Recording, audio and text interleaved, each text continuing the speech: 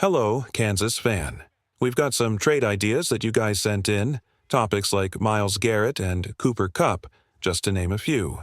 I took a sneak peek into the mailbag this week, and we'll get to all those questions as we start the offseason for your Kansas City Chiefs.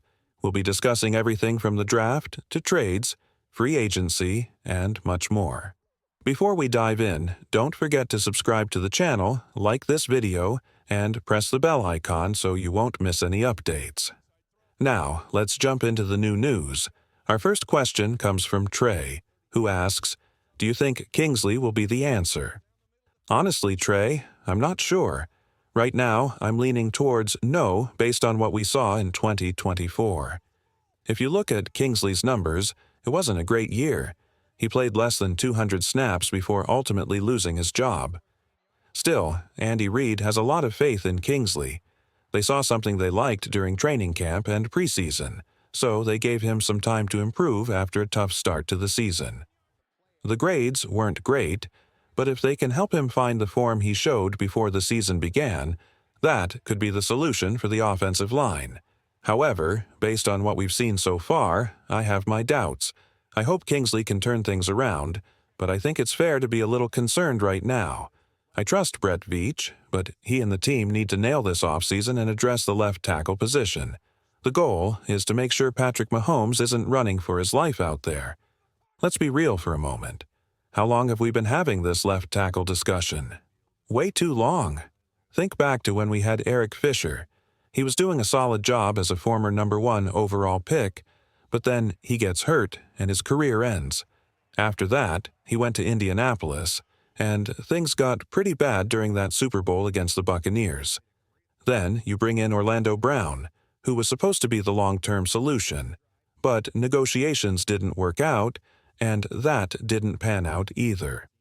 Fast forward to this year, and we're still dealing with problems. We couldn't figure things out with Kingsley or DJ Humphries. They even tried Joe Thuney at left tackle, but we all know that's not a long-term solution.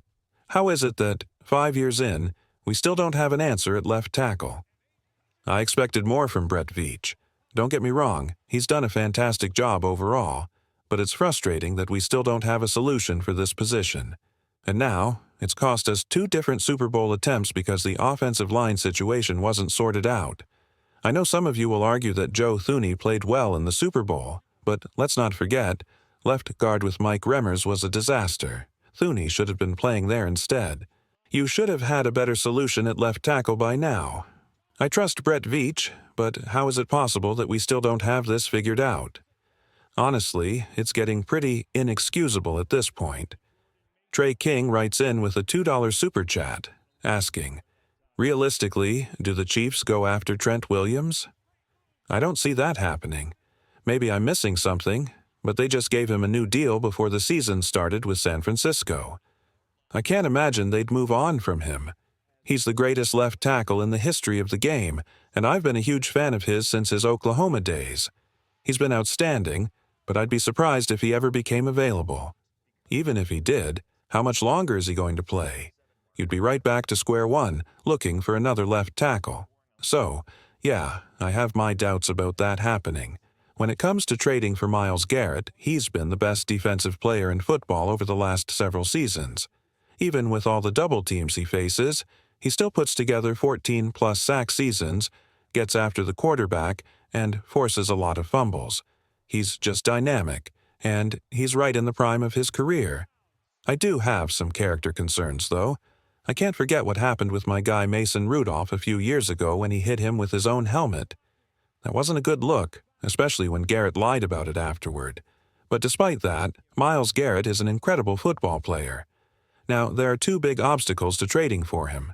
First, the money. He won't come cheap. Second, the draft capital. You'd have to give up a lot to land him. So, do I think the Chiefs will make a move for him? But is it impossible? Also, no. Should the Chiefs trade for Myles Garrett? Let us know your thoughts. Type Y for yes and N for no in the comments. Let me know if you want to move on to the next section.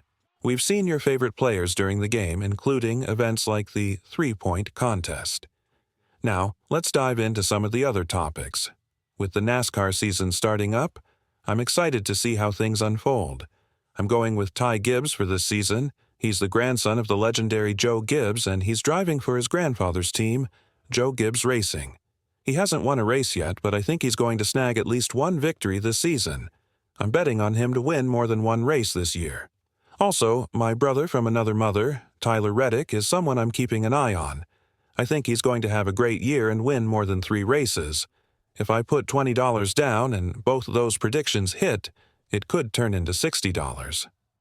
David Buck, no relation to Joe Buck, as far as we know, writes in asking, better chance to re-sign to Hop or Hollywood for next season?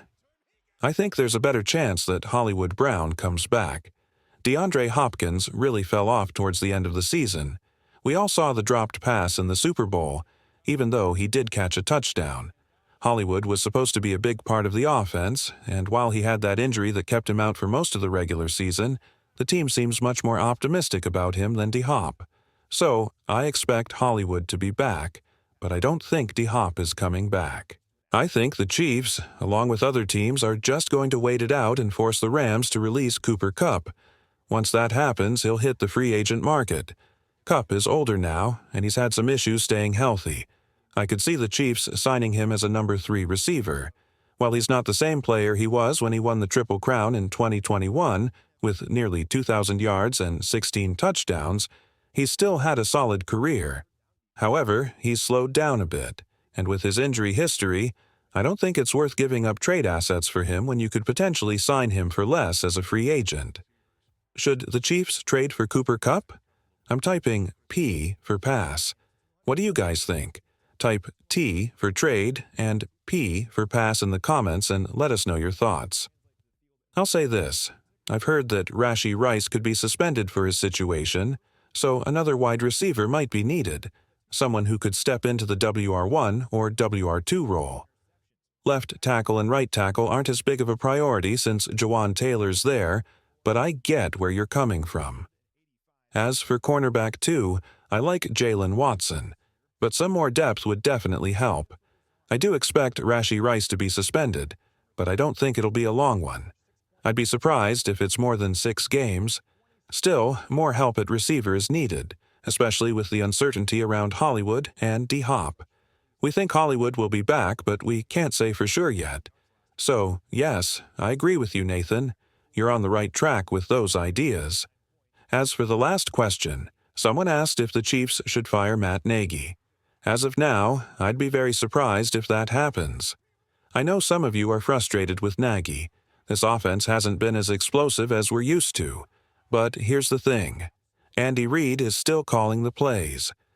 If you have an issue with Matt Nagy, what you're really saying is that you have a problem with Andy Reid. Moving on from Nagy wouldn't change much since it's still the same offensive system and the same play caller. I understand the frustrations, but Nagy's mostly a yes man. He's doing what he's told. There's only so much he can do. I think we need to back off a bit. Let's lower the temperature when it comes to Matt Nagy.